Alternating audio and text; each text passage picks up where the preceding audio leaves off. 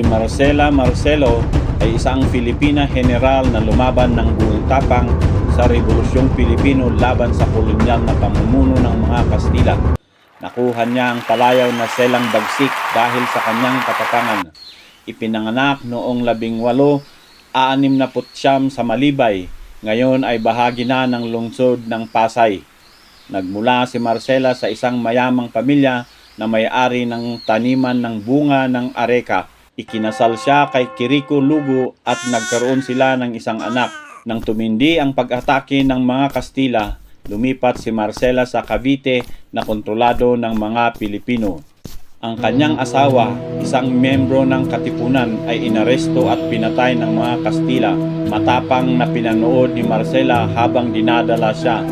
Iniwan niya ang kanyang anak sa kanyang kapatid at sumama sa mga revolusyonaryo.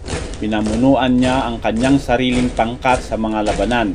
Nabigla ang mga kalaban nang makita nilang lumalaban ng buong tapang ang isang babae, kaya't nakilala siya bilang Selang Bagsik.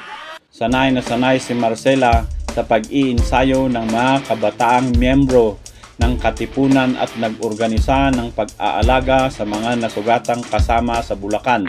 Sa kasamaang palad, namatay siya sa labanan ng Pasong Santol sa Dasmariñas. Habang pinamumunuan ang kanyang tropa patungo sa hukbong Kastila, siya ay binaril sa ulo. Ang kanyang tapang at sakripisyo ay nanatiling isang mahalagang bahagi ng ating kasaysayan.